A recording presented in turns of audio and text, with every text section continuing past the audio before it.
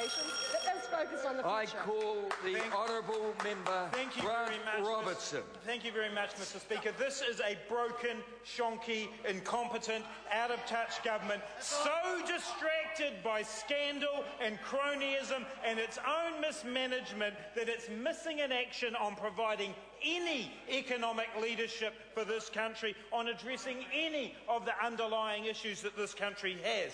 But let's look at just 2012 in this government. Mr. Speaker, a few years ago there was a book on the top of the Amazon bestseller list called A Heartbreaking Work of Staggering Genius. Well, Mr. Speaker, if they were writing a book about this year under this government, it would be called A Mind-Boggling Term of Staggering Incompetence, because that's what we've seen right from the beginning of the year, Mr. Speaker. The Crayford Farm deal, which a High Court judge said that Maurice Williamson and Jonathan Coleman had misdirected themselves in law. They got it wrong, and the government's so out of touch with the public's view about the importance of our farmland, they want to see it hocked off. And then there's asset sales, Mr. Speaker, not only opposed in polls by 80% of Kiwis, but opposed by 99% of the submitters to the Select Committee. But it's apt that the government is acting in the interest of the 1%, because that's what they've been doing throughout. 1% of submitters, 1% of this country, bulldozing this bill through the Select Committee. And then we've got John Banks, up a river on a cabbage boat without a paddle. He doesn't know what he's doing. He doesn't know what he's doing in this parliament. The government doesn't want him here, but they're stuck with him because he's the only way they can get their ridiculous agenda through. The Ministry of Foreign Affairs and Trade, disgraceful mismanagement and passing of the buck by Murray McCully. ACC, a legacy of cronyism, intersigned National Party warfare, Michelle Bogue playing peek-a-bogue, lurking around pillars in Parliament, trying to get on the television. An organisation let down by its ministers and let down by this government, Mr. Speaker. And then we have Sky City, the Convention Centre and the Pokies. A grubby deal, Mr. Speaker, and the Prime Minister is right in the middle of it. And make no mistake, Mr. Speaker, when the Auditor General's office is looking into this, it's the Prime Minister's actions they're looking into. The Prime Minister who interfered in a deal.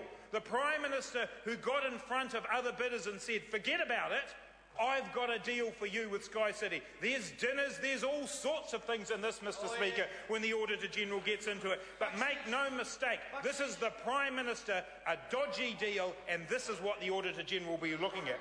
But, Mr. Speaker, I want to refer to the budget. Once upon a time, budgets were documents of certainty and gravity, thoroughly worked through proposals based on analysis and debate. Ministers even offered their resignations if something leaked out.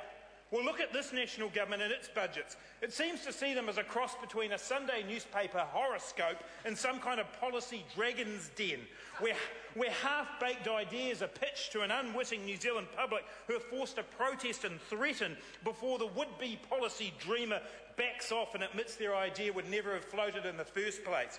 The most avid reader, Mr. Speaker, of the horoscope is, of course, that well-known stargazer Bill English.